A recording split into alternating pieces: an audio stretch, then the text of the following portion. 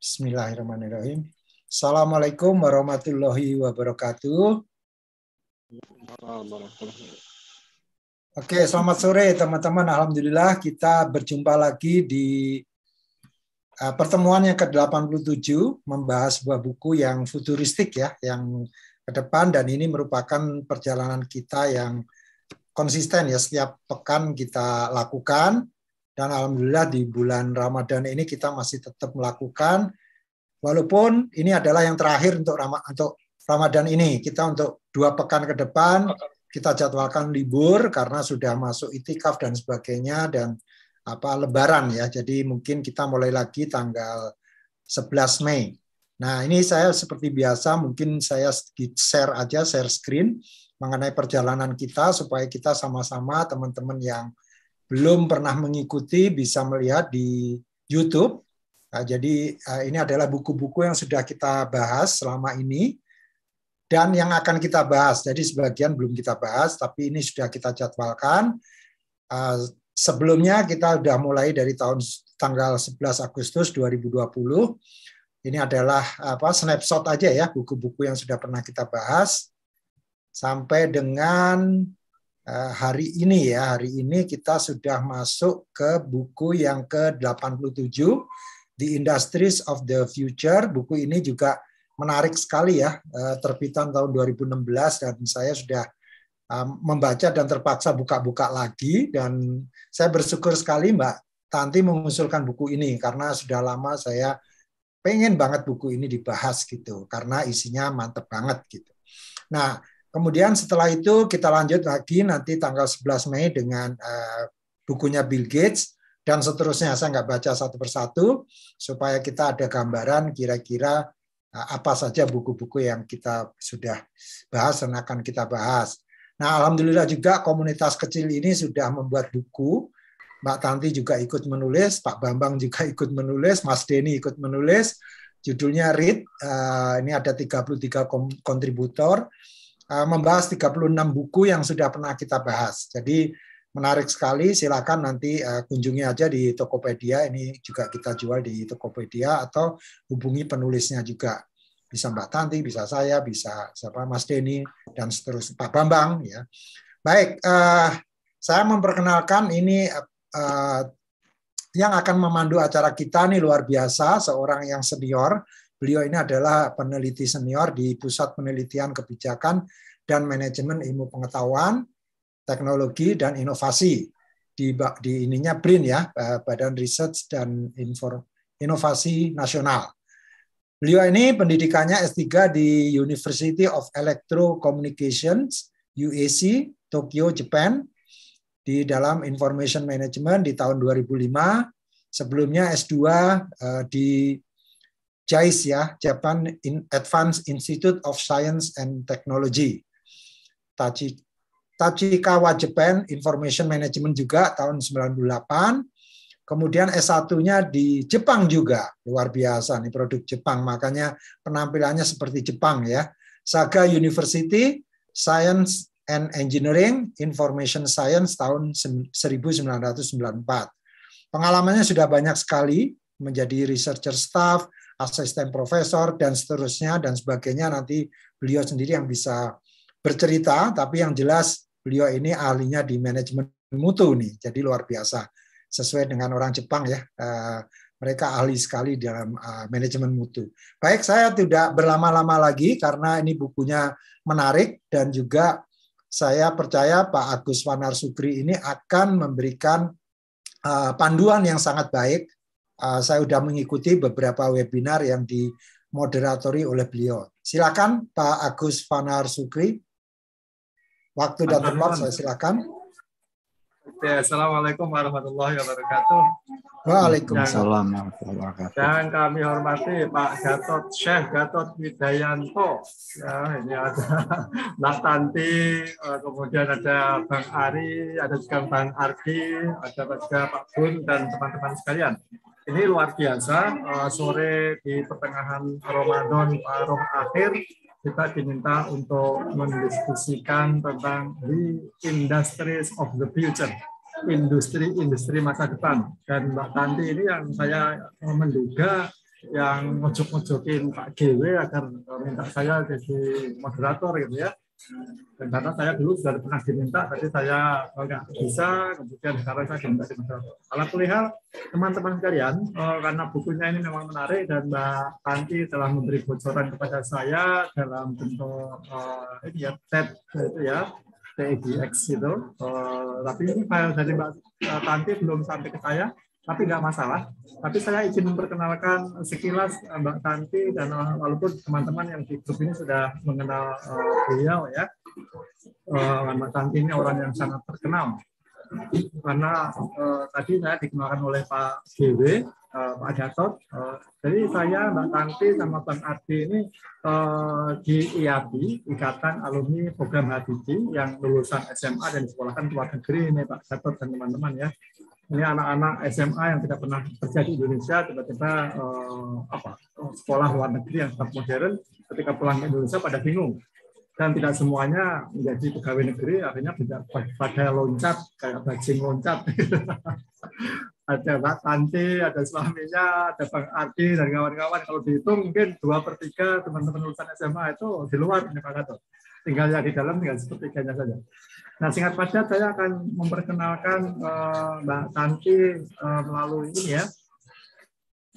Dan saya ini kelihatan ya Pak Gatot ya. Ini Mbak Tanti Ruwani.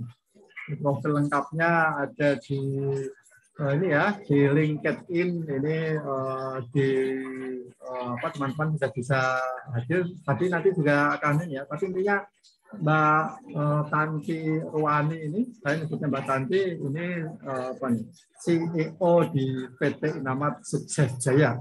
Kemudian beliau juga di Education Advisor di Emurgo Indonesia. Kemudian ini CEO Inamat sudah ya. Kemudian beliau itu lulusannya, pokoknya lulusan luar negeri, sini mana Mbak lulusannya Mbak? Rasanya ada deh, sekarang nggak ada ya. Dulu lengkap, tapi intinya pokoknya beliau lama di Amerika bersama suaminya, sehingga karena beliau tidak kelihatan, kalau saya sih kelihatan kayak orang Jepang gitu ya, Mbak Tanti, karena pakai hijab, pakai jilbab, ya tetap orang Indonesia. Oke, waktunya maksimal 15 Mbak Tanti, kalau lagi ya 20 menit gitu ya. Poin-poin apa sih yang ada di buku The Industries of the Future? Jadi industri masa depan oleh penulis ini itu apa saja rasanya sih, ada 3 poin industri masa depan yang memang itu akan eksis di masa akan. Silakan Mbak Tanti Ruwani.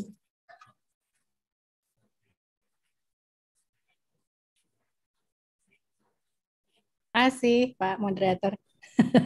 Mas Agus dan Pak Gatot juga, selamat sore buat rekan-rekan semua. Pada kesempatan ini kita akan mencoba membahas buku berjudul The Industries of the Future yang ditulis oleh Alex Ross. Saya izin matikan ini ya.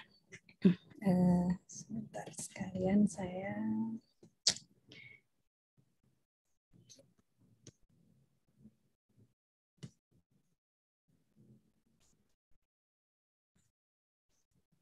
Oke.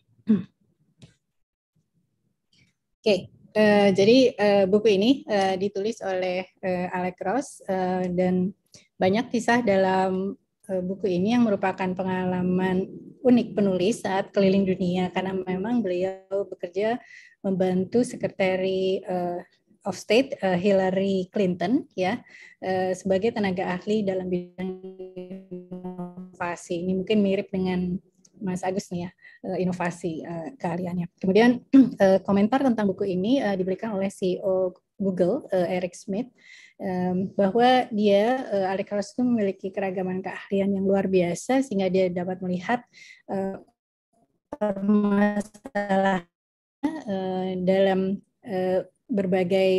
dari berbagai sisi, dan beliau Alex ini sangat mendambakan solusi inovatif ya yang dapat merubah dunia, sehingga betul sekali buku ini memang sangat-sangat menarik untuk kita bahas.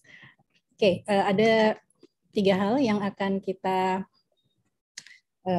rangkum di sini. Yang pertama tentang the past. Jadi ini bicara tentang masa lalunya Alex Ross ya.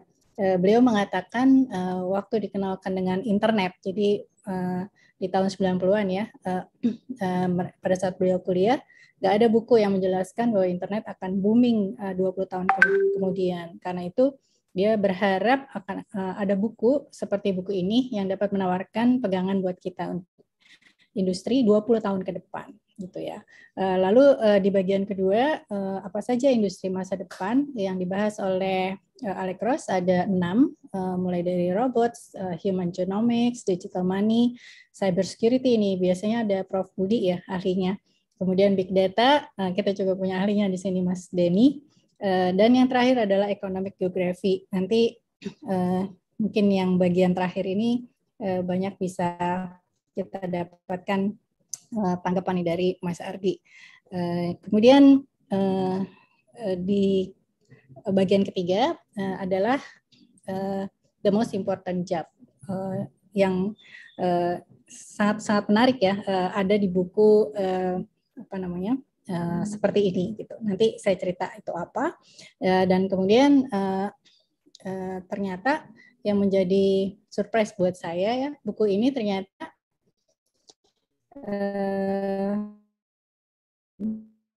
itu pernah tinggal di Indonesia karena dia memang tadi mengikuti Hillary Clinton, dan dia bahkan membahas bahwa Indonesia ini punya potensi yang sangat besar, bahkan bisa menjadi tuan rumah dari industri masa depan. Nah, hal ini akan kita gali nanti di bagian ketiga yang menutup pembahasan dari buku ini. Nah, untuk makin menjelaskan pesan dari buku ini tentang potensi Indonesia, kita simak dulu ya.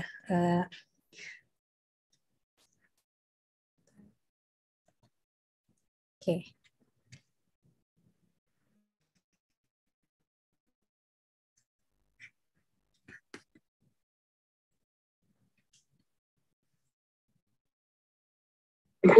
Now I kind of find the why kenapa gue masuk lagi film. Yeah, what is it? I realized that if I go into film, I have a bigger voice daripada kalau gue cuma jadi konsultan. I mean, like I'm making a change to the world, cuma kecil banget nih kontribusi gue terhadap the bigger change yang gue harapkan. Sebenarnya kalau misalnya di film, gue kayak punya akses terhadap shaping how people think through the films and the stories that I'm telling, and how Indonesia tuh lagi perlu dibentuk banget cara pikirnya. Soalnya the growing middle class itu udah mau nonton film. Udah mau, at least you gotta be grateful for that, ya kan? Definitely. And the number of middle class is growing, right? Sampai 2030 sampai 2050, buying power dari Indonesia tuh akan jadi growing, and economy will grow. Definitely. Karena itu tadi sedikit intermezzo ya, biar nggak ngantuk. Kita kembali ke presentasinya. Nah, jadi tadi Dian Sastro sebagai seorang perempuan muda ya bisa melihat potensi dunia perfilman ya, potensi Indonesia khususnya di dunia perfilman. Nah, sekarang kita kembali ke Alex Ross. Nah, Alex Ross ini dibesarkan di West Virginia di Amerika. Buku ini diawali dengan kisah ketika dia libur musim panas dan bekerja sebagai part-timer yang membersihkan tempat konser gitu. Karena dia tinggal di Charleston ya, jadi kota kecil di West Virginia. Dan rekan-rekan kerjanya yang bareng ngepel gitu adalah orang-orang yang seharusnya tuh bisa bekerja di perusahaan tambang, karena dulu di Charleston sini di Charleston itu ada industri, di West Virginia itu ada industri tambang. Kemudian di tahun 1920 itu ada pabrik petrokimia pertama di dunia ya. Jadi tapi ternyata dengan adanya industrialisasi, kemudian pabrik juga pindah ke negara lain ya, ke Meksiko dan India, teman-temannya Alex Ross ini nggak punya pilihan ya selain menjadi tukang bersih-bersih di malam hari. Nah, ketika dia bekerja dengan Hillary Clinton, Alex Ross ini jadi makin paham tentang artinya globalisasi, kemudian keuntungan kekuatan-kekuatan yang membentuk dunia ya, seperti tadi Dian Sastro ya bicara tentang membentuk Indonesia gitu. Nah, dia melihat perkembangan inovasi di berbagai belahan dunia dan dia jadi makin paham gitu apa sebenarnya yang terjadi di di dunia ini dengan globalisasi dan inovasi juga. Jadi buku ini bercerita tentang bagaimana impact ya dari globalisasi dan inovasi. Kemudian yang terpenting sebenarnya adalah bagaimana kita bisa mempersiapkan diri untuk menghadapi tantangan ke depan. Oke. Nah, dari industri masa depan yang dibahas di buku ini ada 6. Yang pertama adalah the robots. Nah, waktu saya kecil ada film The Jetsons ya namanya, dan ada robot bernama Rosie. Nah, Rosie ini kerjanya beberes rumah gitu. Nah, sekarang ini di Jepang, kebetulan nih Pak Mas Agus dulu kuliahnya di Jepang ya. Nah, sekarang ini robot di Jepang dibuat untuk menjaga, selain untuk industri ya, sekarang ini dibuat untuk menjaga orang lanjut usia karena jumlah perawat itu nggak mencukupi ya. Jadi film Rosie ini juga jadi kenyataan. Nah, Cina di sisi lain juga sebagai merupakan salah satu dari 5 negara besar di dunia yang mengembangkan industri robot, namun mereka tetap orang lanjut usianya tetap tinggal bersama anak-anaknya. Jadi agak cerita berbeda ya kan. Dan pemerintah Cina juga memaksakan urbanisasi dengan target 70% di 2025 untuk tetap menjaga low cost labor mereka. Karena kan di Cina memang tempatnya orang menggunakan low cost labor ya, sehingga barang-barang produksinya bisa sangat-sangat murah. Nah, yang kedua adalah genomics. Di sini beberapa tahun lalu pemetaan DNA, RNA gitu ya, itu sangat mahal, bahkan mencapai miliaran. Dengan adanya kemajuan teknologi sekarang, siapa saja bisa mengambil bagian dari pemetaan ini gitu ya, seperti layanan 23andMe gitu ya, bayarnya cukup murah gitu, bahkan sekarang mungkin hanya berapa ratus dolar saja kita bisa mengetahui atau bisa memapping DNA RNA kita, dan bahkan ada juga yang bisa mengetahui siapa ancestor kita gitu ya. Nah, mengapa hal ini penting? Karena kalau kita ke dokter sekarang kan kita dirawat, didiagnosa dan dilihat penyakitnya gitu. Nanti kalau kita sudah punya peta genom kita gitu ya, dokter dapat menyesuaikan rencana perawatan pasiennya itu dengan spesifik gitu ya, dan perusahaan farmasi juga bisa membuat obat yang lebih spesifik sehingga lebih efektif gitu. Dan industri triliunan dolar ini ya, yang dulunya dibangun di atas kode komputer, nanti ke depan akan dibangun di atas kode genetik kita sendiri. Nah, kemudian ketiga adalah digital money. Pembayaran mulai bergeser ya dari uang kertas dengan perkembangan layanan e-commerce, sharing ekonomi ya. Kemudian layanan transaksi internet yang saat ini didominasi oleh the Big Four ya, Google, Amazon, Apple, dan Facebook. Nah, dengan adanya Bitcoin, jadi buku ini kan ditulis 2016 ya. Jadi baru yang dibahas di buku ini baru tentang Bitcoin, dan di belakang Bitcoin, blockchain itu memperkenalkan cryptocurrency sehingga siapapun bisa bertransaksi tanpa batas ya. Jadi nggak ada negara lagi gitu sebagai pembatasnya. Kemudian Bitcoin ini merupakan algoritma kepercayaan ya. Sebagai contoh seperti ini. Kalau kita cari di internet, transaksi online pertama di dunia itu diklaim oleh Pizza Hut. Dia bilang pertama kali orang beli pizza online itu orang beli barang pertama yang online ya adalah di Pizza Hut dan kemudian akan tetapi ya di internet kita juga bisa temukan berita lain gitu yang mengklaim bahwa enggak kok, yang pertama itu adalah penjualan CD album Sting gitu ya. Nah, jadi yang benar yang mana kita sulit membuktikan karena datanya transaksi tersebut kan hanya ada di dalam server masing-masing ya, kita nggak bisa lihat. Namun transaksi real pertama yang menggunakan Bitcoin ya itu di tahun 2010 dilakukan oleh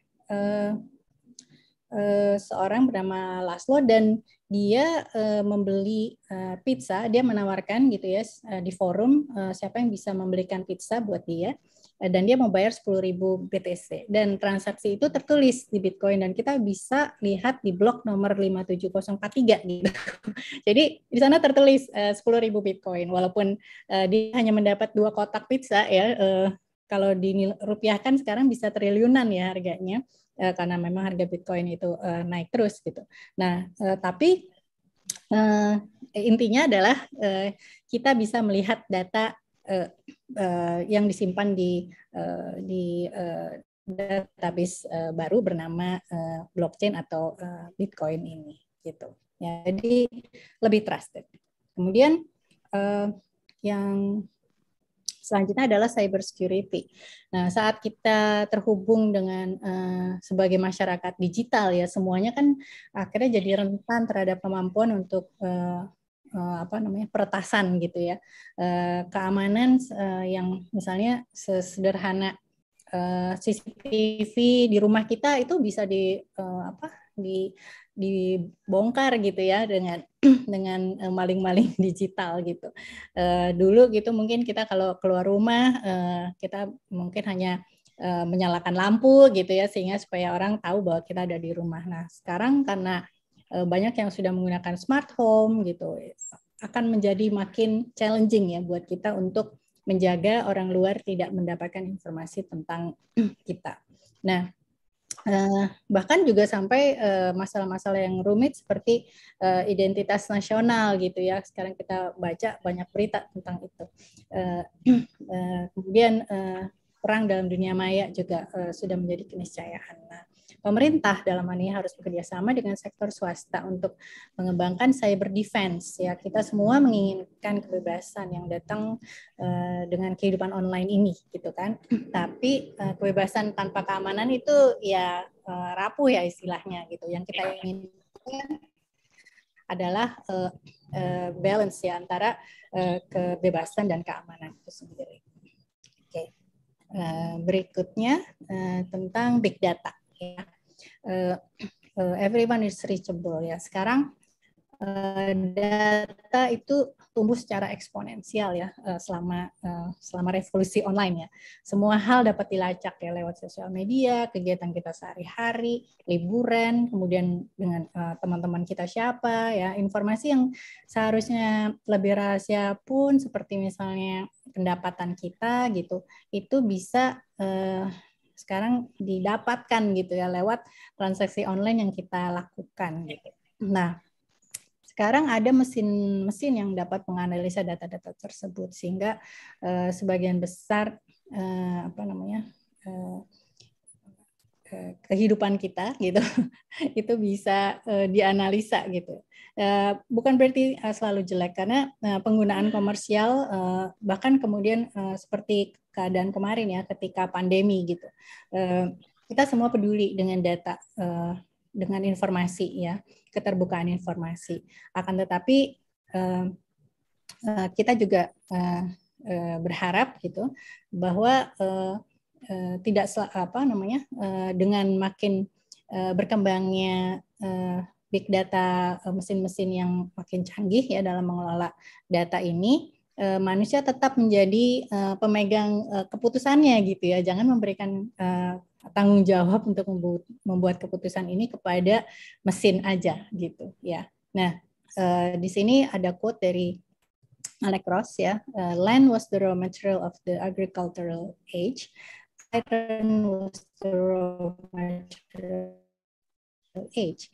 And data is the raw material of the information age. Ya, jadi kita ada di informasi era gitu ya, dan data itu benar-benar raw materialnya. Nah, kemudian yang terakhir adalah tentang economic geography. Nah, jadi di masa lalu geografi itu didasarkan pada sumber daya alam. Contohnya seperti Alex Ross ya, dia tinggal di West Virginia. Nah, tambang batu bara ada di sana gitu, karena memang ya lokasinya sumber dayanya ada, sumber daya alamnya ada di sana. Nah, kita lihat digital hub sebenarnya bisa ada di mana saja ya, seperti yang sekarang ada di Silicon Valley. Nah, untuk kedepannya contoh-contoh mulai banyak ya contoh-contoh lain seperti negara kecil Estonia ya yang dapat membuat sistem berdasarkan good government gitu ya. Jadi pemerintahnya sangat aktif dalam memasarkan domain ekspertis mereka. Jadi mereka punya kemampuan untuk membuat bisnis di negara mereka menjadi aman, bisnis secara digital ya, sehingga mereka menjual ya dalam tanda kutip menjual layanan untuk e-residensi gitu ya. Sehingga kalau kita mau daftar kita bisa menjadi penduduk elektronik di Estonia ya dengan satu alamat di sana gitu. Padahal kita tidak perlu membuat kantor ya, tapi kita bisa membuka bisnis dengan nilai yang sangat-sangat murah ya. Saat ini ada sekitar 10 juta e-residents ya, dan bayangkan berapa banyak pajak ya dari bisnis yang mereka terima dari tambahan e-residents ini gitu. Nah, untuk ngomongin itu, jadi yang terakhir kita sampai di akhir dari pembahasan buku ini, Alex Ross menyampaikan bahwa tugas terpenting masing-masing dari kita adalah mengambil bagian dalam mempersiapkan masa depan. Ya, jadi dalam mempersiapkan anak-anak kita, generasi muda gitu ya, untuk dapat bersaing di masa depan. Seperti di Estonia, mereka itu anak-anak SD ya kelas 1 sudah diajarkan bahasa pemrograman gitu. Nah, kalau menurut presidennya bahasa program itu sama seperti bahasa asing gitu. Bahkan katanya lebih logis ya dari bahasa Perancis, apalagi mungkin bahasa Jepang ya. Buat saya asing banget bahasa Jepang. Nah, kemudian di sini kita lihat ya Dian Sastro ya. Tadi Dian Sastro itu mengatakan dia menemukan I have a bigger voice sekarang gitu, di dalam dunia industrinya dia. Nah, apa yang kita bisa ambil dari cerita peran perempuan ya? Ada perbandingan antara dua negara maju, Jepang dan Cina ya. Mao pernah berkata, pernah bilang ya, women hold up half of the sky katanya. Jadi kesetaraan perempuan ini adalah inti dari rezimnya gitu. Kemudian pemerintah juga menginginkan ya perempuan untuk buka usaha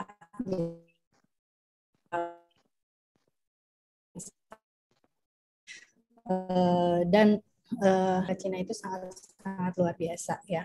Bahkan setengah dari miliarder wanita terkaya di dunia itu tinggal di Cina. Nah, kemudian gimana peluang kita di Indonesia? Nah, menurut Bank Dunia ya, 93% dari negara Timur Tengah dan Afrika Utara itu punya batasan terhadap pekerjaan yang bisa dilakukan oleh perempuan. Nah, tapi penyebabnya ini bukan berarti bahwa negara mayoritas Muslim gitu ya, karena Indonesia gitu kan, menurut Alex Ross merupakan salah satu dari ekonomi dunia yang paling menarik dan paling cepat berubah. Nah, dia ketika tinggal di sini banyak bertemu dengan pengusaha muda gitu ya, yang seumur 20-an gitu dan punya pegawai sekitar 50-an, dan mereka membangun perusahaan tanpa modal ventura gitu. Jadi karena mereka tanpa pembiayaan utang, karena mereka memang nggak punya akses ke sana. Jadi mereka ya simply harus bisa menghasilkan uang gitu ya, sehingga kasnya positif gitu. Nah, tapi mereka sangat tetap saja gitu ya, dengan walaupun kendala tersebut mereka tetap saja membangun komunitas, game, e-commerce ya. Mereka tuh codersnya perempuan, ada yang berhijab, ada yang enggak gitu. Jadi Indonesia tuh sangat unik gitu, dan budaya ini juga meluas ke pemerintah ya, di mana undang-undang sekarang kan mengamanatkan setidaknya 30% kandidat partai politik kita adalah perempuan. Nah, kesimpulannya sebelum saya tutup pembahasan ini, seperti Dian Sastro yang menemukan a bigger voice ya, dengan peluang yang berkembang di Indonesia, menurut Alecros, Indonesia punya peluang terbaik untuk memproduksi rumah berikutnya buat industri masa depan. Seperti itu. Terima kasih Mas Agus waktunya. Arigatou gozaimasu. Terima kasih. Thank you nih Mbak Tanti Ruwani yang telah memberikan kita tadi ya. Kita mencatat ada 6 industri masa depan oleh versinya si Alecros ini ya. Yaitu 1 robot, 2 genomik, 3 digital money, 4 cyber security, 5 big data, dan ekonomi geografi. Dan Indonesia, kata Mbak Tanti, menjadi salah satu challenge masa depan karena ekonomi Indonesia sangat dinamis perubahannya, gitu ya. Nah, ini sebelum kita diskusi, kita minta Bang Ardi Muawin. Saya izin memperkenalkan beliau juga sebagai sesama IABI ini ya. Nah, saya harus dari Bang Ardi tadi gimana? Ada Bang Ardi? Ya, siap. Oke, saya cari dulu. Bang Ardi ini lebih ganteng aslinya dibandingkan yang pakai ini ya. Batik. Oke, pakai batik ya. Oke, ini saya panggilnya Bang Ardi Muawin. Ini Corporate Strategy, Operation Transformation, Investment, Energy, Renewable, Mining, and Technology. Beliau ini sebenarnya lebih banyak di dunia mineral ya. Saya dari bawah dulu ini lah. Pendidikannya beliau di University of Michigan, kemudian S2-nya di Michigan Technological University. Ini orang Amerika juga kayak Mbak Tantin ya. Temannya Bill Clinton dan teman-teman di sana. Ini bedanya orang Amerika yang sangat barat dan saya di Jepang orang timurnya berbeda-beda ya. Jadi ini Bang Ardi ini banyak planning economic manager, kemudian planning manager, vice president of commercial, general manager, direktur, dan sekarang beliau di strategi dan beliau pernah dibahas di lelang blok migas. Nah ini urusan pokoknya urusan minyak, urusan gas, energi dan sebagainya. Nah bagaimana Bang ini setelah membaca atau mendengar penjelasannya Mbak Tanti tentang industri di masa depan, apakah mineral dan sebagainya juga akan hilang bisa oleh zaman? Silakan komentar maksimal 15 menit. Ya, terima kasih Mas Agus, nih senior saya nih Mas Agus, Mbak Tanti. Jadi mohon izin ya kalau nanti ngomongnya agak gimana gitu. Tapi menarik sekali sebenarnya waktu saya dikasih tahu Mbak Tanti ada klub kayak begini ya. Saya sendiri saya itu hobi baca juga, trying to read some books gitu ya. Kalau ke mall suka ke Periplus tuh baca buku, dan sekarang kadang-kadang punya koleksi Kindle juga, dan sebetulnya saya belum baca buku ini, tapi kemudian saya dikasih resume executive summary-nya menarik banget gitu ya, dan sebenarnya align banget dengan apa yang saya lakukan 2 tahun terakhir ini. Saya emang lama di oil and gas, sempat barengan juga sama Mbak Tanti dulu di ConocoPhillips, cuman beda jurusan. Kalau saya more on the business side, ngelola lapangan, jual beli gas gitu ya. Jadi old fashion lah. Sekarang pun saya banyak urusin strategi and operation, dan 2 tahun terakhir ini saya agak banting setir ya ke consulting. Di LinkedIn tertulis Deloitte. Sebenarnya saya sekarang udah pindah ke KPMG, sebenarnya sama saja, KPMG Advisory, cuman saya lebih a bit the bigger role lah. Saya juga doing some merger akuisisi type of partnership type of thing. Cuman memang there's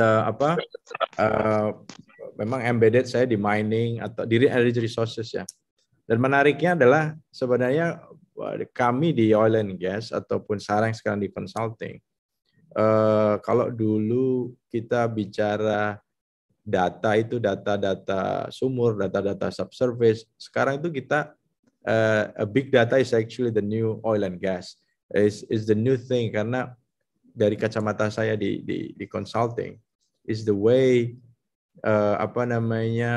decision making process being done, ataupun nanti growth perusahaan being strategized and planned, sehingga itu so important gitu. beberapa keputusan yang pengalaman saya pribadi in the last few months atau a year or so, banyak sekali kegiatan-kegiatan akuisisi maupun pengembangan perusahaan itu is very much based on the big data yang tadi disampaikan.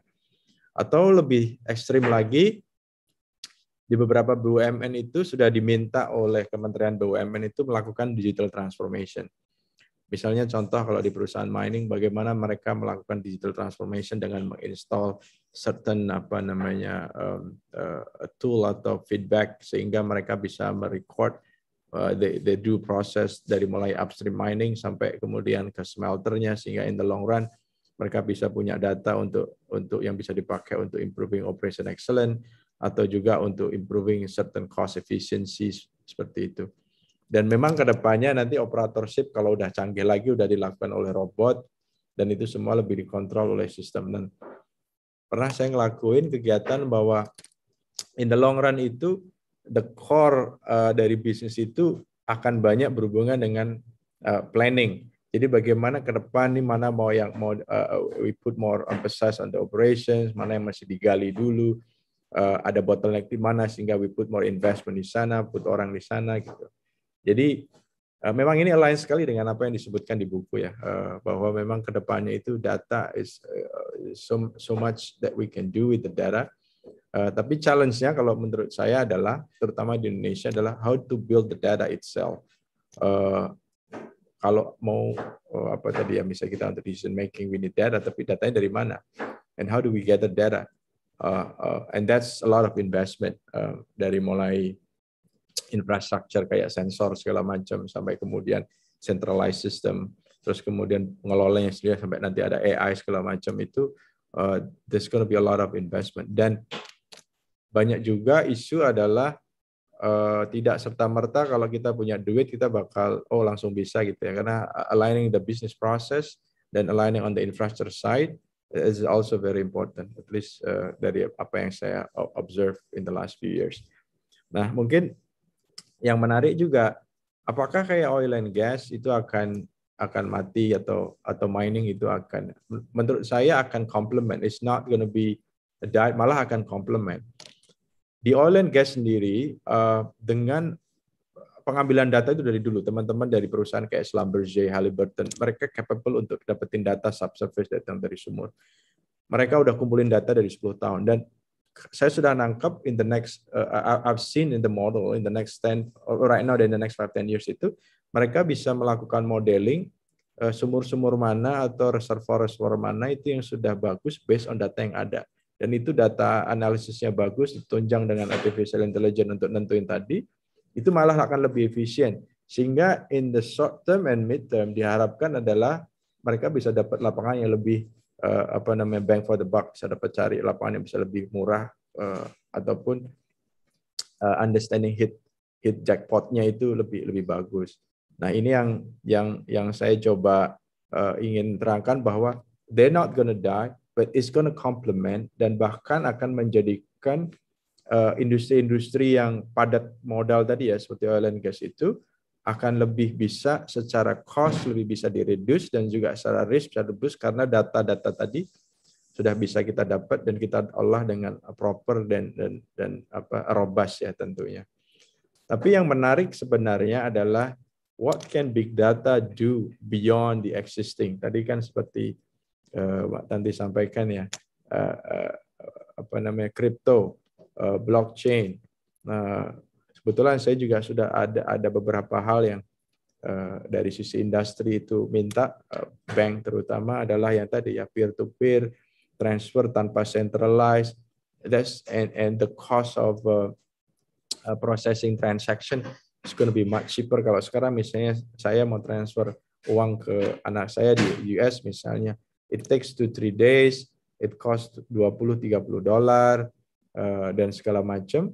Sekarang kalau sudah pakai blockchain itu it's just in a second duit nyampe dan the cost of transaction is almost zero gitu. Tapi sayangnya mungkin masih banyak limitasi ya transferring crypto between account, between wallet ya. Tapi when more people are going that way and we achieve scalability, disruption itu akan terjadi seperti tadi yang di buku sampaikan dan juga Mbak Tanti sampaikan. Jadi kalau lihat tren ke depan, from my industry, oil and gas and mining, it's going to complement each other. It's going to improve the cost efficiency, improve productivity, hopefully improve from the risk point of view, sehingga nanti kalau kita bicara tentang hitting the right target, dulunya mungkin 1 out of 3, mungkin depannya bisa 1 out of 2 atau bahkan lebih bagus.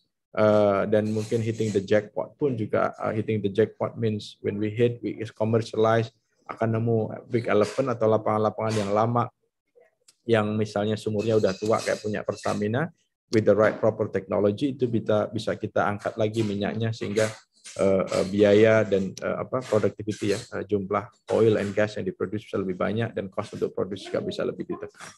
That's for the more mature industry, but for the incoming or upcoming business seperti financial transaction, lending transaction, dan hal-hal lain yang membutuhkan speed daripada teknologi seperti Bitcoin, blockchain, that would be significantly impacted.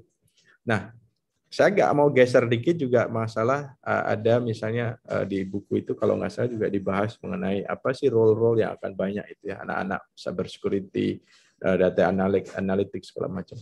Yang saya perhatikan juga almost anak-anak muda yang join kebetulan saya kalau di consulting firm itu anak-anak yang baru masuk tuh banyak ya di early fresh grad umur 23 sampai anak yang baru pulang ngambil master umur late 20s gitu. They are very smart and most of them at least very data driven. Jadi mereka sudah ngerti gimana cara ambil sampling data, bagaimana cara ngolah data, bagaimana create hypothesis, kemudian mencoba untuk mengolah data sehingga framing atau opsi-opsi yang dibutuhkan dalam pengambilan keputusan itu bisa didapat. Jadi saya lihat sih teman-teman yang if they're going, I mean it doesn't have to be specific business analytic major gitu ya. Tapi teman-teman yang dari even finance, economy, engineering, for some reason mereka sudah lumayan well equipped dengan hal-hal yang tadi saya sebut sebagai data driven. Mereka ready kalau diminta untuk doing some research, udah lumayan bagus ya. Cuman memang tentunya kalau di consulting itu kami di consulting banyak membantu teman-teman para fresh grad terutama ya untuk how to do deeper research, how to do analyzing dari statistik kita create, bagaimana juga create some model untuk create something for the decision making process. Gitu. Mungkin jadi itu ya tadi dari kalau saya lihat ada 3 poin yang ingin saya sampaikan dari the existing mature industry like oil and gas. It's going to complement, it's going to improve the overall. On the new emerging, more on the financial transaction, a lending based type of business. It's going to disrupt and it's going to make it cheaper. In the hopefully we'll see soon, mungkin 5-10 tahun ke depan, biaya transaksi kan kalau pakai kredit card itu kan seharusnya ada sekitar 1%, 1,5% biaya ke visanya. Hopefully in the long run that goes down to 0.5 or 0.25. Dan itu blockchain will have to do it. And I know some research on the blockchain yang currently doing it. Dan yang ketiga adalah masalah human resources.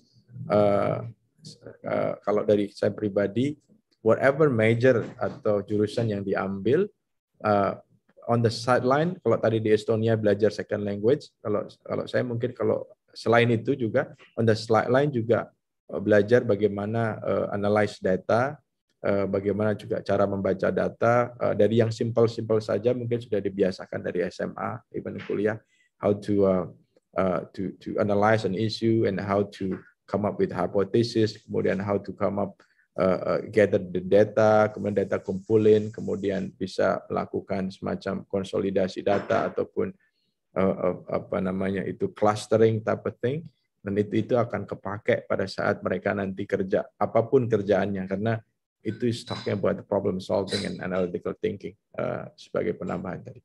Mungkin itu paparan simpel saya, singkat saya, mungkin lebih enak kalau nanti sambil ngobrol, karena karena saya dari sisi praktisi ya, dari sisi both industri ataupun dari sisi consulting side. Saya balikin ke Mas Agus. Oke, thank you. Ini Bang Ardi Muawin. Ini yang telah memperjelas tadi ya, dari 6 industri masa depan yang menurut Alex Ross tadi, ini beliau memperkaya pemahaman kita tentang tadi ya, digital dan big data serta ekonomi itu dari sisi pengalaman beliau sebagai konsultan dan tadi ya di perminyakan dan energi. Nah, ini waktunya untuk teman-teman untuk bertanya sambil kita menunggu ngabuburit, masih ada waktu 1 jam insya Allah. Ini sudah ada pertanyaan dari Bang Eko, tapi sebelum ke Kang Mas Eko yang di Solo, saya izin ini ya membuka Google tentang apa saja sih yang industri yang sedang ngetren di masa akan datang ya. Tadi pertanyaan Kang Mas Eko kan kalau di mana? Sebentar, saya lihat ini ya. Ini kalau data dari tahun 2016 itu industri masa depan, itu nanti ada 6-nya. 2018 itu ada 6 industri. 2019 itu ada 7 macam industri ini, Mbak. Nah, coba kita lihat aja ya, yang ini aja, 7 macam industri masa depan. Ini satu orang dengan yang lain berbeda ya, manufaktur, distribusi dan logistik, konstruksi dan arsitektur, e-market and e-commerce, komputer informatika, desain media, pariwisata dan perhotelan. Ini masuk ke radarnya tadi ya, Alex Ross tahun 2016. Nah, kalau kita lihat lagi misalnya industri perspektif, nah ada AI atau intelijen, kemudian virtual and augmented reality, ini kelihatan orang komputer banget, profesi banget ini ya. Kemudian mobile payment, kemudian blockchain, tadi sudah ada di sana juga, kemudian smart home. Nah, ini juga belum ada di sana. Dan yang terakhir adalah Internet of Things. Ini juga, ini dunianya, pokoknya dunianya internet lah ya. Dan yang satu lagi, ini industri masa depan. Bisa membandingkan dari 2016, 2018, 2019 ya. Kalau di sini disebutkan ada 5 bidang di sini ya, berhubungan dengan data dan algoritma, berhubungan dengan peningkatan kualitas hidup dan kesehatan. Kemudian di sini lebih sektor ini ya, berhubungan dengan peningkatan kualitas ekologi, berhubungan dengan peningkatan kualitas pemeliharaan manusia dan instrumen teknologi, terakhir berhubungan dengan kehidupan sehari-hari. Ini saya lihatnya bukan pada teknologinya, tapi pada kita sebagai manusia, pemanfaatannya bidang apa saja. Nah, ini sebagai tambahan saja. Nah, sekarang waktunya untuk ini Kang Mas Eko di Solo bisa menyampaikan langsung ya. Jangan mau dibacakan. Silakan Kang Mas Eko. Baik, terima kasih. Assalamualaikum warahmatullahi wabarakatuh. Waalaikumsalam. Lebih keren itu udah siaran itu ya? Ya enggak. Kebutuhan Zoom biasa. Biasa Pak Agus kan sekarang Zoom udah jadi kegiatan sehari-hari. Oke. Iya, oke. Enggak. Terima kasih kesempatannya Pak Agus Panarsukri dan tadi presentasi dari Bu Tanti dan Pak Ardi ya. Ini saya dipersilakan untuk membaca pertanyaan. Sebetulnya pertanyaan sudah saya tulis, tapi izin saya bacakan. Saya ada 2 pertanyaan. Yang pertama tentang apakah masih relevan industri masa depan yang tulis di buku ini, karena ya ini kan ditulis di 2016. Saya juga sempat searching di YouTube. Ini udah kayak 8 tahun yang lalu, 10 tahun yang lalu. Nah, apakah itu relevan dengan masa sekarang tahun 2022? Apakah sudah yang dulu masa lalu prediksinya masa depan sekarang udah jadi masa sekarang nggak sih? Udah terjadi atau belum? Ataukah masih jadi future, masih ya ini masih masa depan karena belum kejadian, terutama di Indonesia. Mungkin pendapat dari pemateri. Terus yang kedua, saya juga tertarik tentang ada di slide-nya Bu Tanti, the most important job ada di future ya. Nah, saya itu pernah membaca dan mendengar bahwa job itu kurang penting. Mungkin bukannya tidak penting ya, tetapi kurang penting. Tetapi yang lebih penting adalah skill set. bagaimana menurut pendapat Bu Tanti, Pak Ardi atau Pak Agus, terserah siapa yang ingin menanggap ya. Terima kasih, itu saja dari saya. Saya kembalikan ke Pak Agus. Semoga sehat selalu. Amin. Matur nuwun Kang Mas Ari Eko Prasetyo, pakai TH ini ya. Ini yang pertama mungkin Mbak Tanti ini yang harus menjawab. Apakah masih relevan industri yang 6 tadi, karena itu 2016, sekarang 2022, berarti 6 tahun yang lalu ya. Tadi tentang most important job itu apa, nanti kita diskusikan dengan Bang Adi juga. Silakan Mbak Tanti. Ya, terima kasih pertanyaannya Mas Eko ya panggilannya, atau Mas Ari? Boleh semua. Boleh dulu. Oke. Ya, jadi buku ini betul ditulis di 2016. Jadi periode 20 tahun awal itu dia disebutkan adalah sebenarnya 1995 gitu, maksudnya sampai 2015. Nah, jadi buku ini tuh bicara dari 2015 sampai berarti 2035 gitu ya. Jadi masih beberapa tahun lagi, masih ada 10 tahun lagi ke depan.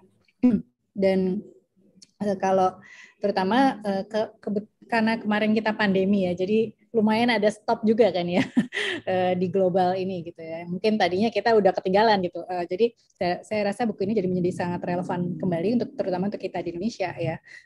Ada beberapa hal yang sebenarnya saya sangat berharap kita bisa lebih maju lagi gitu ya, terutama kalau kita bicara soal genomics tadi gitu ya, untuk kesehatan ya. Jadi alangkah beruntungnya kita gitu ya kalau kita sudah punya infrastruktur untuk kesehatan gitu ya, untuk pemeriksaan kesehatan saja gitu ya. Kalau sudah dalam bentuk IoT ya atau digital gitu ya, karena sebenarnya bukan karena alatnya yang tidak mumpuni gitu ya, tapi kita ada peraturan ya di Indonesia untuk kedokteran gitu ya. Tentunya di sini sebenarnya yang saya harapkan adalah peran dari pemerintah kita untuk lebih lebih cepat lagi gitu ya, bukan berarti mereka tidak melakukan, tapi harusnya lebih cepat lagi, terutama karena pandemi kemarin gitu ya, bagaimana kita sangat harus nggak bisa dengan fisik gitu. Kadang-kadang misalnya mau ke dokter nggak bisa gitu, rumah sakit penuh gitu ya. Jadi kalau kita misalnya sudah punya alat-alat untuk pemeriksaan cepat saja ya, misalnya seperti alat-alat yang IoT kan banyak sekali ya sebenarnya yang sudah kita bisa gunakan gitu ya, dan mungkin tetap ya nanti analisanya oleh dokter gitu misalnya. Tapi kalau sekarang saat ini kan masih belum memungkinkan gitu ya. Kalau memeriksa seperti itu tidak bisa, gitu. Yang bisa baru konsultasi gitu ya. Itu juga sudah satu langkah maju lah. Tapi harapan saya sebenarnya kita bisa lebih banyak berfokus di sana ya. Terutama sekarang udah menjadi hal yang sangat mendesak ya penggunaan IoT dalam kesehatan. Nah kemudian kalau kita bicara balik lagi tentang 2035 ya, kalau kita bicara yang saya tahu adalah dunia blockchain gitu ya. Dunia blockchain sendiri kita Gartner menilai puncaknya nanti di tahun 2030. Jadi kita masih dalam perjalanan, dan kelihatannya kalau di blockchain karena memang dunianya digital ya, itu memang nggak terhenti ya dengan adanya pandemi gitu.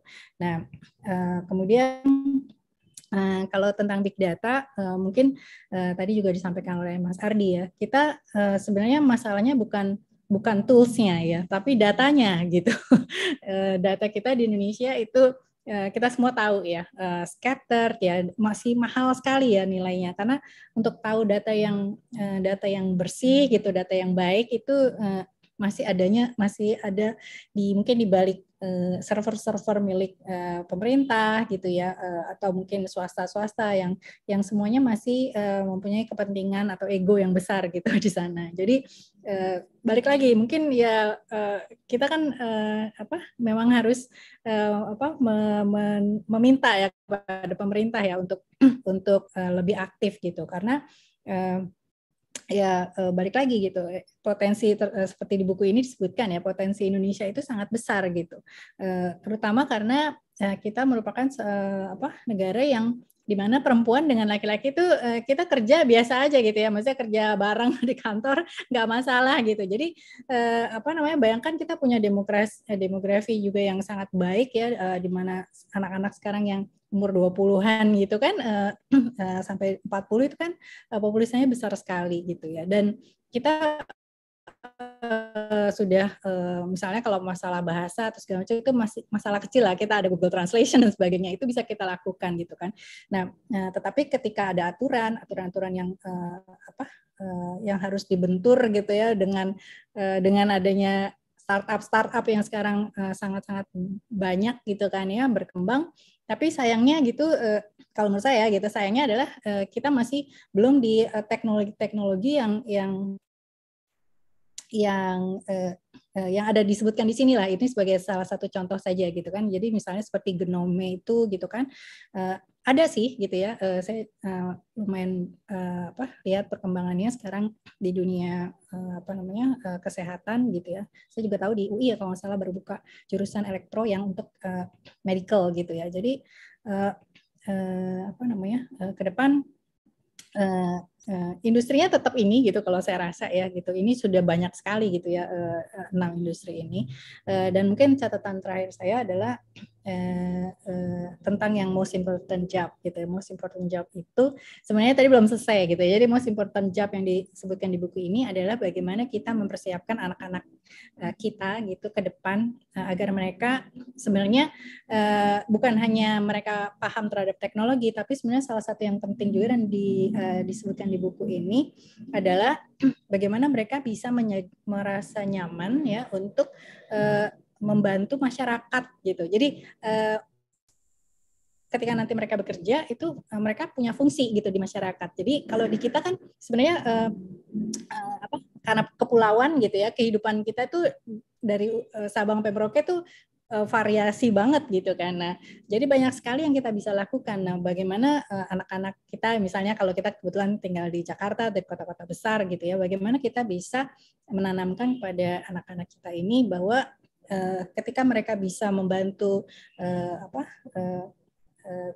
sesama saudaranya gitu ya di pelosok negeri gitu ya, tidak hanya sementara gitu, tapi memang benar-benar stay di sana gitu ya, membangun daerah gitu ya. Bayangkan itu akan bagaimana percepatannya perkembangan Indonesia ke depan gitu. Itu mungkin dari saya jawabannya, Mas Ari. Mungkin ini sebelum Bang Ardi menambahkan, ini Kang Mas Ari terjawab nggak tadi yang 2016 dan 2022 yang kata Mbak Tanti itu justru perkiraannya 2030 2035. Jadi masih on proses gitu. Jawab ya? Iya Pak. Ya intinya yang saya tangkap masih future tapi kita on proses ke sana gitu Pak ya. Begitu Bu Tanti ya. Iya. Terima kasih Bu Tanti. Nah, sekarang kita Bang Ardi nih mau menambahkan antara 2016-2022 dan the most important job tadi. Sebenarnya bukan untuk yang masa akan datang, tapi adalah untuk generasi kita. Itu harus menyiapkan next generation gitu ya. Silakan Bang Ardi. Kalau saya sih ngelihatnya ya di oil and gas misalnya, itu sudah banyak kemajuan Pak. Ada beberapa kayak artificial intelligence seperti digital oil itu yang menggunakan tadi ya data sampling, karena betul oil and gas itu rajin ngumpulin data dari dulu. Ada beberapa perusahaan yang sudah in the front runner ya, ngumpulin data itu, sehingga dari kalau bawah tanah itu kan sebenarnya datanya juga susah, uncertainty-nya tinggi, tapi sudah bisa dengan data-data yang luar biasa banyaknya itu diolah sedemikian rupa sehingga mereduce risk uncertainty bawah tanah itu. Saya sudah lihat, tapi memang masih agak costly tentu tetap, tapi we're getting there in the way teknologinya ada, bisnis prosesnya sudah ada, orang-orangnya sudah ada. Dan semakin nanti ke depannya, hopefully dengan semakin langkanya fossil fuel karena non-renewable ya, itu diharapkan juga data, big data dan kemampuan kita melakukan analisa itu ada. On progress dan menurut saya luar biasa progresnya. Terus yang kedua, sebenarnya on the daily basis yang kita lihat itu Gojek, GoFood, Grab itu Pak, itu penggunaan big datanya luar biasa itu. Mereka menggunakan dynamic pricing ya. jam-jam tertentu harga order Gojek itu bisa lebih mahal karena supply and demand, bukan hanya jam tapi clustering daerah. Itu semua penggunaan big data itu. Mereka adaptive pricing modelnya mereka itu udah pasti penggunaan, dan itu tentunya harus disesuaikan supaya supply demand-nya itu maximizing the economy of both side, dari sisi ridernya dan juga dari sisi juga penggunanya maupun dari Gojeknya gitu ya. Optimizing itu tentunya akan bagus. Kalau terlalu mahal nggak ada yang mau naik sehingga rugi. Tapi terlalu rendah, ridernya nggak ada yang mau ngambil. Nah itu semua big data itu, dan itu sudah terjadi.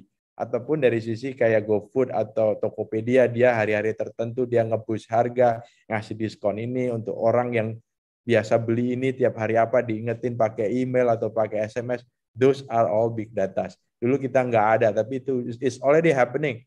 Dan dengan adanya itu yang saya lihat ekonomi akan lebih degenerate, karena again ekonomi itu kan one of the main driver is actually spending.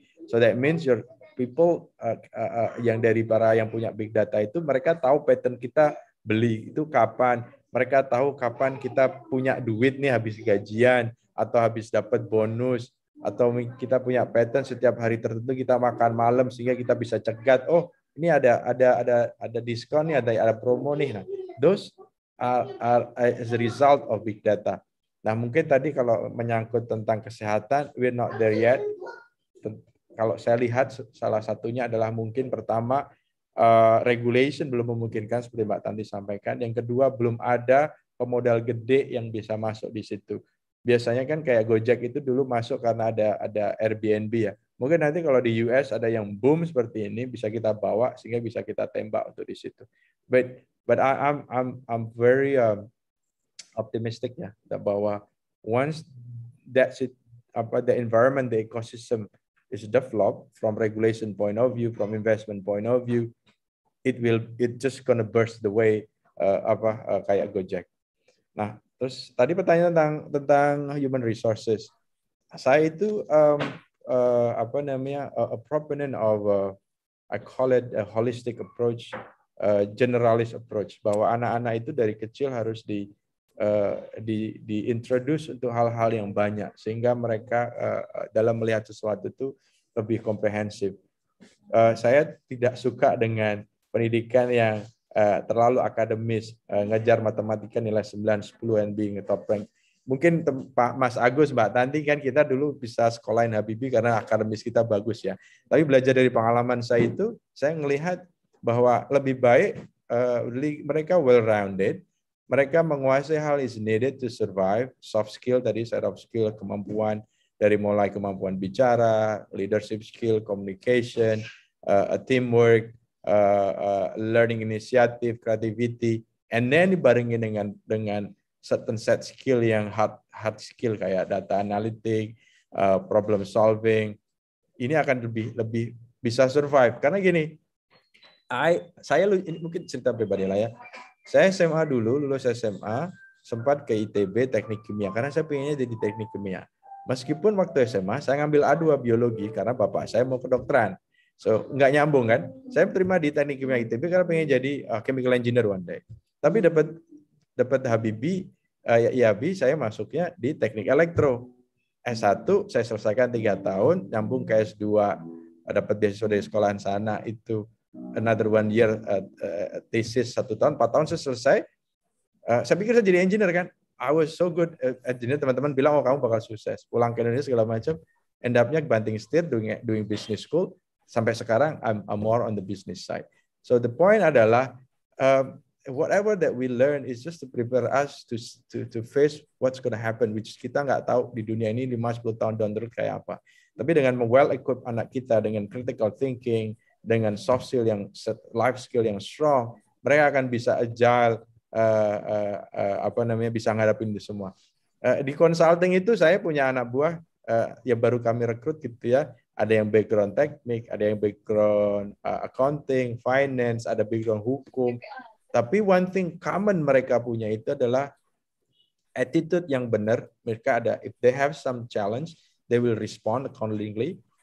Problem solving skill that they take ya mereka punya kemampuan critical thinking, dan yang ketiga perseverance. When they see challenge, they keep pushing gitu. So those are the things. Kalau saya hire orang, kebetulan saya kayak gitu ya. So kayak akademis, framework, hard skill itu you can learn in the job. You can learn along the way. You switch around depending market juga, atau depending on kita punya interest, yang kadang-kadang passion itu juga berubah-ubah. Saya dulu passionnya engineering, sekarang passionnya bisnis. Sekarang lebih ke hitung-hitung nyari duit, structuring, strategi gitu, daripada kayak Mbak Tanti atau Mas Agus yang masih komitmen di keilmuannya. Saya sudah enggak sama sekali. So that's probably my that's how I raise my kids as well. Dan hopefully mereka juga nanti bisa mewarnai dunia ini dengan ilmu mereka lah. Walau itu Mas. Nah, oke, ini catatan yang sangat penting tentang masalah pendidikan ya. Ini kalau di Indonesia ini sama, saya ketika ke Jepang itu dengan keluarga dan anak saya sempat menikmati sekolah sampai kelas 3 SD yang anak pertama ya. Jadi dia bahasa Jepangnya lancar, kanjinya juga hafal gitu Mbak Tanti. Tapi yang memang akhirnya Jepang itu menyadari justru bukan academic skill yang diharapkan, justru adalah life skill itu yang betul. Sehingga ketika pernah ada kejadian ya, ketika ada anak kelas 5 SD dia membunuh temannya gara-gara tugas website dikomentarin oleh teman lainnya dengan sinis begitu ya. Dia rela membunuh dan itu jadi masalah nasional karena pertumbuhan anak di Jepang kan sangat sedikit ya. Sampai akhirnya Perdana Menteri turun tangan dan akhirnya mengurangi sepertiga kurikulum yang ada dan lebih banyak pada life skill yang harus diberikan. Betul. Tapi kita Indonesia ini menyadari kita terlambat 15 sampai 20 menit ya. 20 tahun. Kita masih Oke, ini pasti ada pertanyaan. Jadi Kang Mas Ari luar biasa provokasi pertanyaannya. Kita lanjut ke ini ya, Bang Amir, Syekh Amirullah. Ada ini ya, Kang Amir. Mohon langsung disampaikan aja nih. Oh, Dinda ini, Dinda Amir, Amirul Mukminin. Silakan. Atas kesempatannya Pak Agus. Ya, monggo. Ya, ini terima kasih Bu Tanti dan Pak Ardi. Menarik sekali pembahasannya. Ini saya izin pertanyaan terkait dengan industri masa depan kan. Sebenarnya tuh bagaimana ya cara kita dapat mendeteksi atau mengetahui gitu kalau suatu industri itu akan menjadi industri masa depan atau bukan? Agar kita dapat mendeteksi selain dari list yang ada di buku kan mungkin masih ada banyak lagi industri-industri yang ternyata adalah calon industri masa depan yang potensial seperti itu. Mungkin itu dari saya. Saya kembalikan lagi. Saya konfirmasi dulu nih. Amir, kamu masih mahasiswa atau sudah kerja nih? Oh, saya masih mahasiswa, Pak. Oh, masih mahasiswa. Jadi pertanyaannya rada ilmiah gitu ya. Nanti saya akan share pengalaman dari BRIN gimana untuk memperkirakan masa depan itu seperti apa. Tapi karena ditanya Mbak Tanti sama Bang Ardi, ya Mbak Tanti sama Bang Ardi yang menjawab. Silakan Mbak Tanti. Ya, Pak. Terima kasih, Pak. Mbak Tanti atau saya dulu? Mbak Tanti dulu lah. Mbak Tanti kan yang ini ya, Bang Ardi yang kedua. Oke, makasih pertanyaannya Amir. Jadi ya mungkin kalau kriteria, kalau saya lihat sebenarnya di buku ini dia juga dengan 6 industri itu sebenarnya ada kriterianya ya yang disampaikan. Jadi intinya bahwa kita itu hidup nggak sendiri gitu ya. Jadi kalau sekarang misalnya kita terutama misalnya Amir gitu ya, kalau lulus nanti sebenarnya bisa nggak hanya kerja di Indonesia ya, walaupun nggak harus ke luar negeri gitu ya, nggak seperti kita dulu harus ke luar negeri dulu ya baru bisa dapat pengalaman luar negeri. Kalau sekarang kan semua dunia digitalnya itu bisa didatangkan ke rumah gitu ya.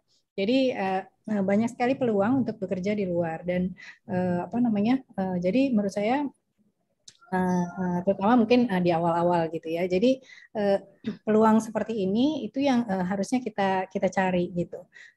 Tentang apa yang akan nantinya berhasil di masa depan ya sekarang aja kita udah bisa lihat ya perkembangan internet itu nggak akan mati lah gitu kan ya, bahkan akan makin cepat gitu dengan adanya perkembangan data ya, dengan adanya kemudian alat-alat seperti IoT gitu ya kita bahas gitu ya. Jadi akan semakin percepatannya akan semakin menggila lagi. Padahal di 20 tahun terakhir aja udah seperti sekarang gitu kan ya. Nah, apalagi nanti sampai ke tahun 2030 ketika nanti Amir sudah saatnya tuh berkarir gitu kan. Nah, jadi yang saya lihat adalah kita nggak boleh membatasi diri dengan hanya Indonesia gitu. Tapi Indonesia sendiri tuh sebenarnya kaya dengan masalah gitu. Jadi kan kita kalau mencari nanti kita akan mengerjakan apa sebenarnya di masa depan adalah bagaimana kita bisa menjadi problem solver gitu ya dari masalah yang ada. Nah, menariknya di Indonesia sekarang udah nggak eksklusif ya. Kalau dulu kan kita misalnya dari desa kecil gitu ya, kemudian kita mau mengerjakan hal yang besar itu akan sulit gitu ya. Kalau sekarang kan udah nggak seperti itu. Kita udah ada internet di mana-mana, kita udah sama gitu. Yang penting kita mau cari gitu kan informasinya, maka kita akan bisa dapetin. Dan juga nggak cuma dari istilahnya nggak cuma dari data yang ada di internet, kita bisa masuk ke forum-forum gitu kan ya. Jadi kita bisa join dengan forum-forum yang ada di luar gitu.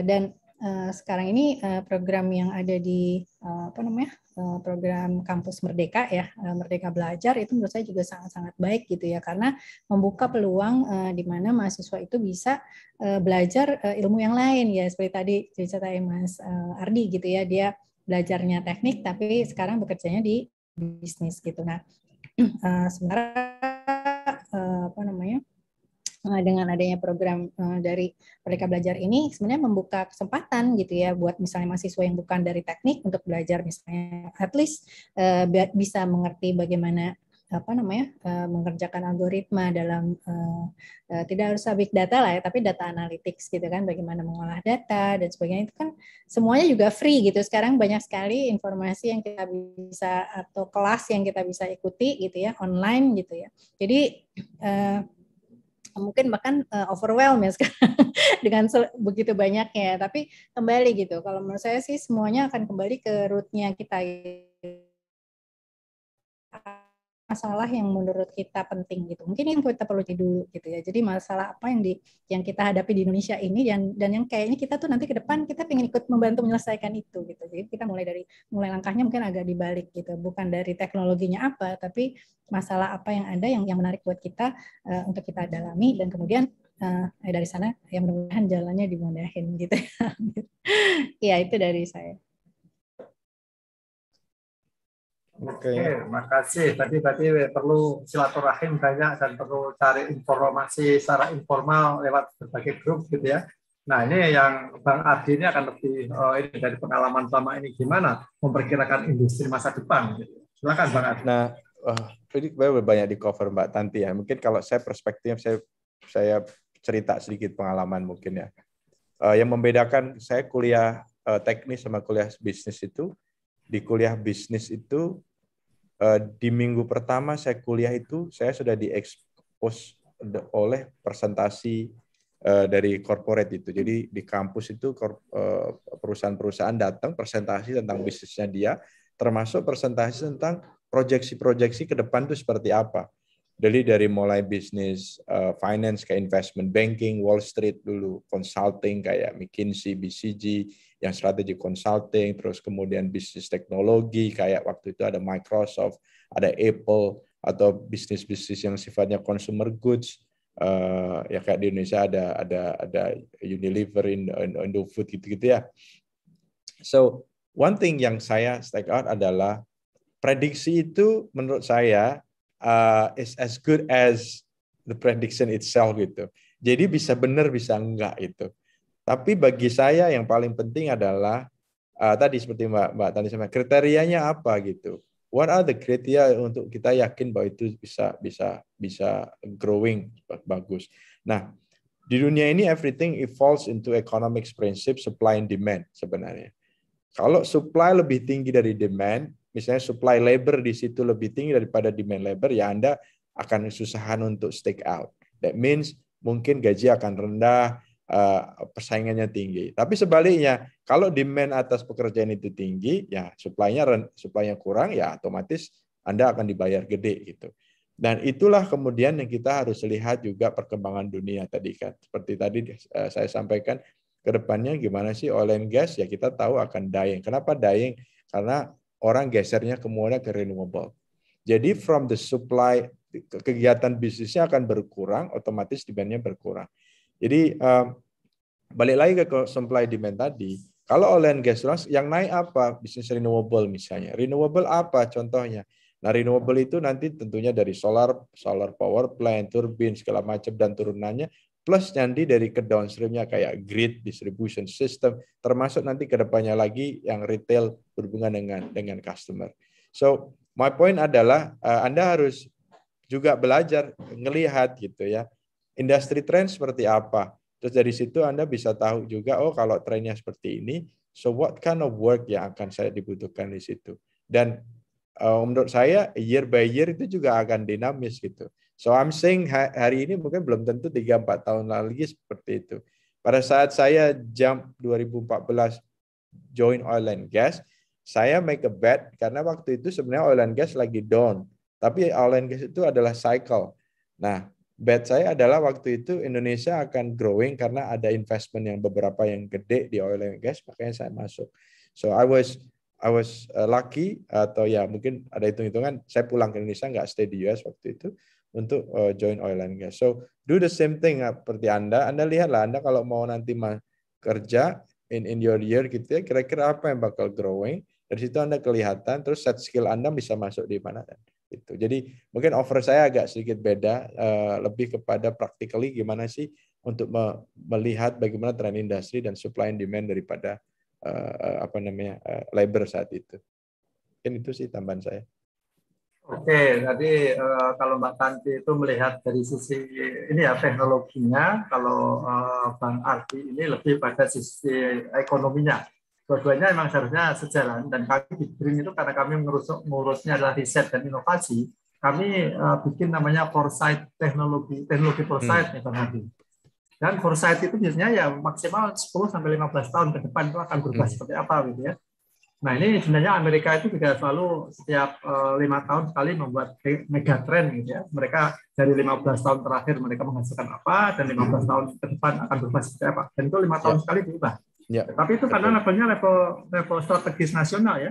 Betul. Jadi secara geopolitis itu kita harus paham tetangga kita itu pada ngapain, dan kita itu punya apa dan bisa apa. Kalau kita tidak begitu, kita akan habis dan kita akan tergilas oleh permainan global gitu ya. Begitu Amir, jadi siapkan, yang penting kamu selesaikan dulu kuliahnya, segera menikah sebelum kiamat, baru mikirin industri masa depan itu apa yang terjadi. Oke. Itu ya Amir, gimana? Cukup ya Amir? Ya Pak, terima kasih Pak. Oke, ya saya kasihan kalau kamu jomblo puasa-puasa gini itu paling beli makanan gitu ya, segera menikah sehingga ada yang masakin ya. Oke, ini sebelum ada tadi Bang Imam Darmawan tadi udah ngacung tapi ditarik lagi, ini ada pertanyaan menarik dari Bang Satya Aditya Wibowo. Bang Satya ada ya? Silakan langsung disampaikan aja, Bang Satya. Oke, makasih. Tadi Pak Ardi sempat ceritakan ya udah bisa kirim uang gratis ya, walaupun ada proses. Kemudian di Indonesia ada flip, kita antar bank udah gratis gitu ya. Nah, kalau lihat dari ceritanya tadi Mbak Tanti, harusnya bisa loh kita buat bisnis-bisnis sosial yang tanpa fee tapi bisa sustain gitu. Karena ternyata Khan Academy maju. Tapi itu di Amerika ya, mungkin situasi culture. Kemudian di Cina, saya baru baca di Cina itu ada restoran, walaupun waktu bangun restoran dia minta modal investor, tapi ternyata restorannya berkembang biak. Restorannya itu restoran buat orang yang baru memulai bisnis di suatu kota besar.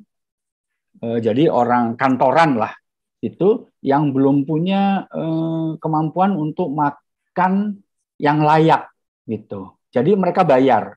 Nggak gratis benar-benar, bayar, tapi kalau misalnya di warteg dia bayar 20.000, di situ dia bayar 5.000, dan ternyata berhasil.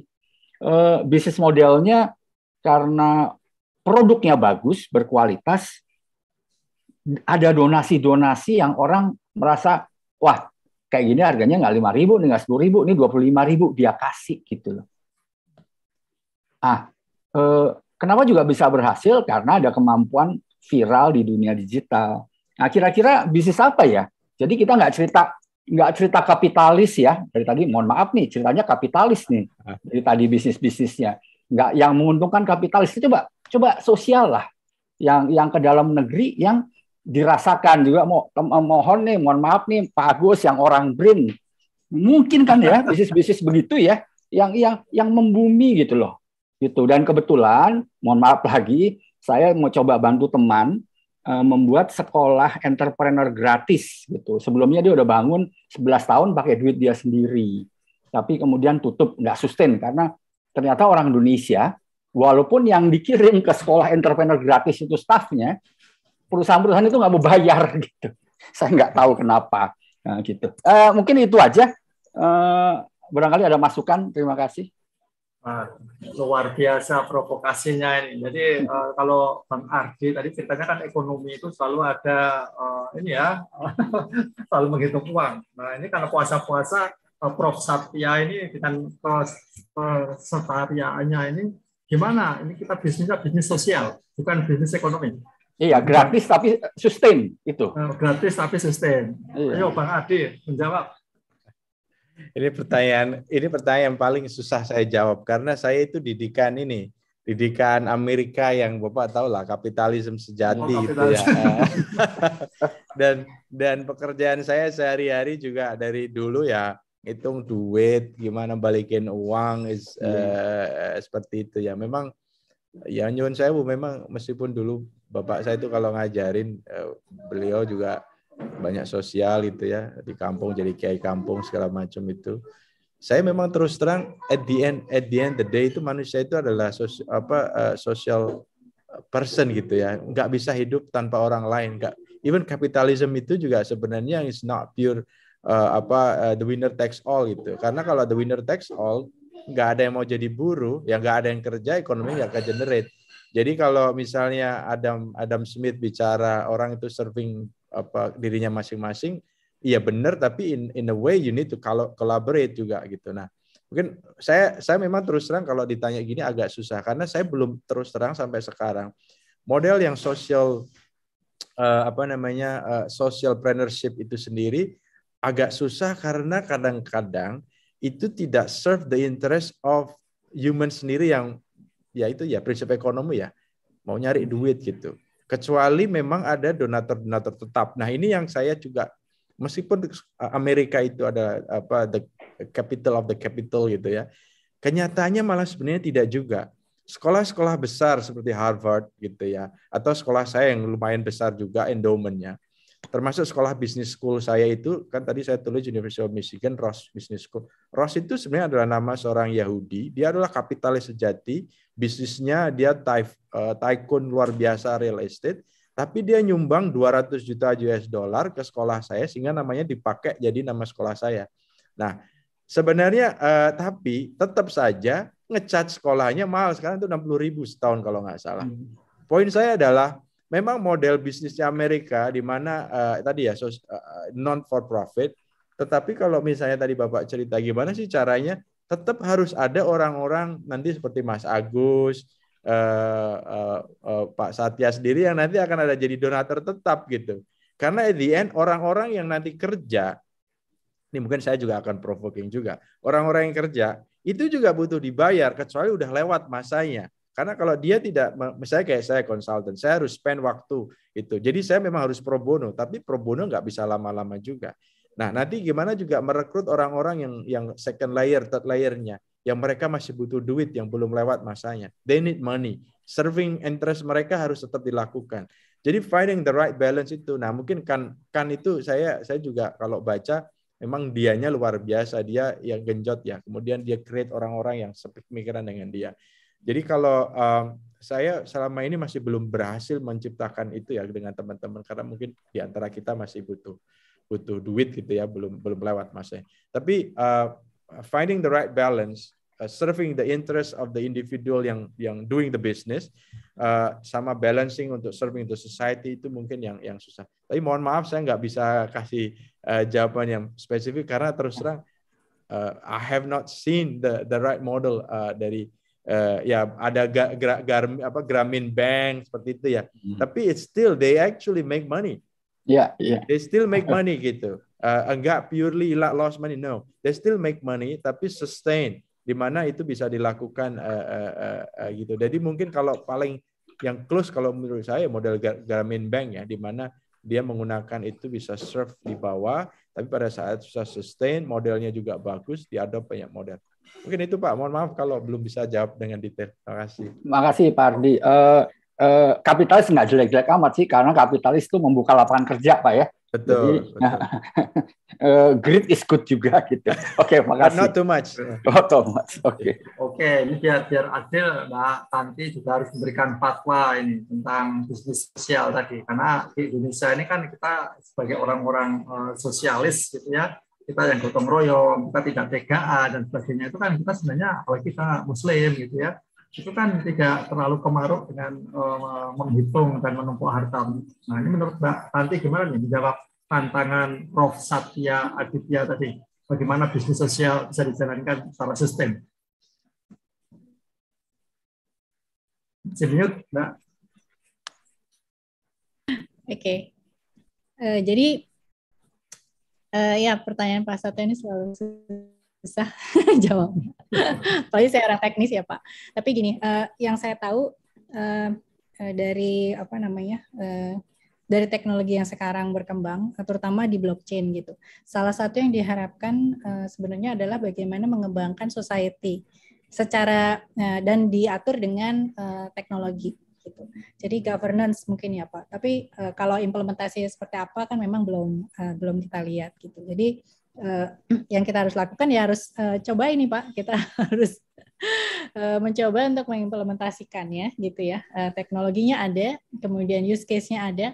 Sebagai contoh tadi ya, misalnya bagaimana kita mengumpulkan grant, kemudian grant itu dibagikan ke orang-orang yang bisa menuliskan proposal yang baik gitu. Nah, jadi proposal itu dinilai bersama gitu. Jadi enggak. Kalau sekarang kan biasanya kalau misalnya orang nulis proposal ditujukan ke misalnya ke perusahaan atau ke institusi tertentu gitu ya. Nah, kalau ini nih ke orang-orang yang nyumbang gitu. Jadi orang-orang nyumbang yang mereka yang membuat decision gitu. Ini proposalnya bagus atau enggak gitu. Dan kemudian ketika itu dibayarkan gitu ya, maka akan ada insentif-insentif mekanisme yang dibangun gitu ya. Tadi balik lagi dengan sebuah teknologi. Tapi ini kan saya baru bicara wacana gitu ya, maksudnya karena artinya bukan berarti nggak mungkin gitu, dan dekat mudah-mudahan nanti kita bisa mencoba juga gitu ya. Sekarang ini ada koperasi yang sebenarnya tertarik gitu ya untuk mengembangkan penggunaan blockchain, ya, bagaimana itu bisa digunakan untuk mungkin dibandingkan ya dengan perusahaan yang IPO. Jadi ada perusahaan yang ingin bertransformasi menjadi perusahaan koperasi gitu ya, di mana modalnya nanti milik bersama gitu kan ya, tapi tetap dengan teknologi gitu ya, dengan tidak dengan istilahnya koperasi tradisional gitu, karena memang cenderung orang kan kalau ketika tidak ada sistem yang dijalankan secara dengan teknologi itu akan sulit ya mengelola uang, mengelola pinjaman dan sebagainya gitu. Jadi intinya bisa Pak gitu, kita mudah-mudahan akan ada contohnya. Kalau boleh saya nambahin sedikit karena Mbak Tanti ngasih ide saya nih tiba-tiba tadi dengan teknologinya seperti itu. Mungkin kalau bisa ditambahkan ya bahwa dengan kita punya teknologi yang bisa mengakses ke banyak orang, terus orang itu misalnya nanti akses terhadap pendanaan itu lebih mudah ya dengan transparansi blockchain segala macam tadi. Jadi misalnya problemnya sekarang adalah di entrepreneur itu adalah akses ke dana ya, akses ke dana dan akses kepada misalnya resources termasuk manajemen juga. Seandainya teknologi itu ada, model crowdfunding yang sudah jalan ini juga bisa dilakukan juga. Karena akses terhadap informasi bisa lebih bagus, dan juga dari sisi pemodal juga lebih tahu karena transparansi dari bisnis yang dilakukan, dan pemodalnya juga bisa lebih banyak, urunannya nggak harus jutaan, tapi mungkin 1.000, 2.000 bisa dikumpulin, kalau kali 1 juta orang juga banyak. Jadi mungkin saya sepakat itu mungkin satu hal yang bisa dilakukan. Jadi koperasi base tapi anggotanya banyak, tapi dengan model teknologi harapannya bisa lebih agile ya. Oke, itu tambahan ya. Ini ada pesan dari Pak Gatot Wijayanto agar jam 17.35 ini kita bisa tutup. Tapi saya ini ya memberikan satu komentar atau jawaban atas pertanyaan Pak Satya Aditya tadi ya.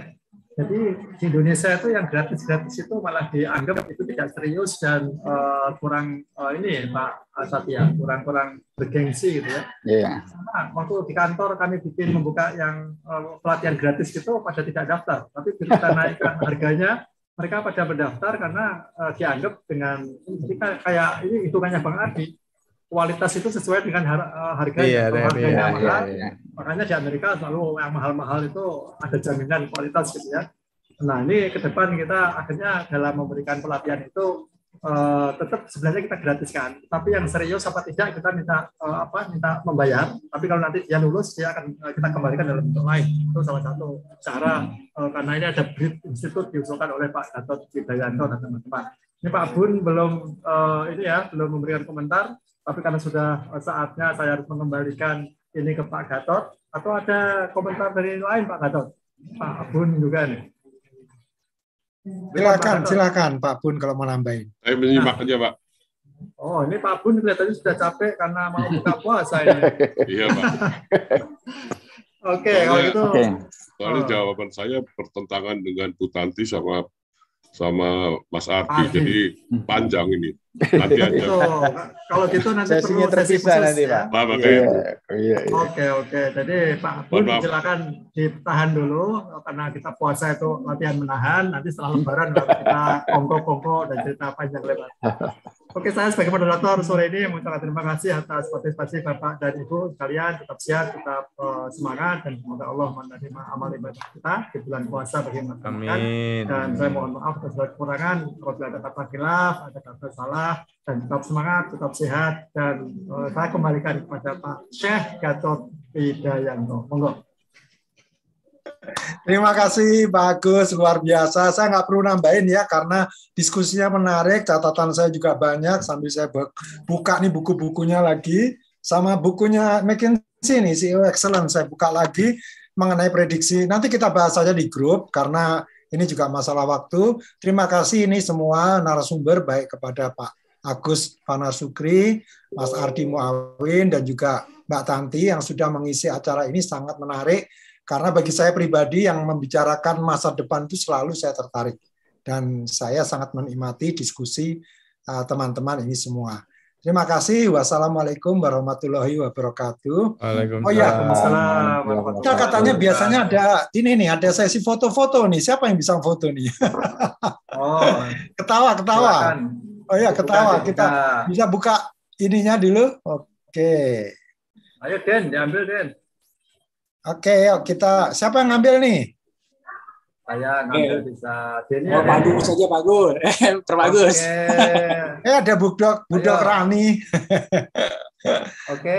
Sorry tadi. Silakan dibuka dan kita dengan kodenya Prof. Budi Raharjo ya. 1, 2, 3. Tertawa. Siapa yang foto tadi? Saya yang ngambil Pak. Oke, sip. Mantap. Oke, baik. Selamat. Mari izin. Terima kasih. Selamat sore. Sehat selalu. Selamat berbuka kasih, juga. Pak. Terima kasih. Assalamualaikum.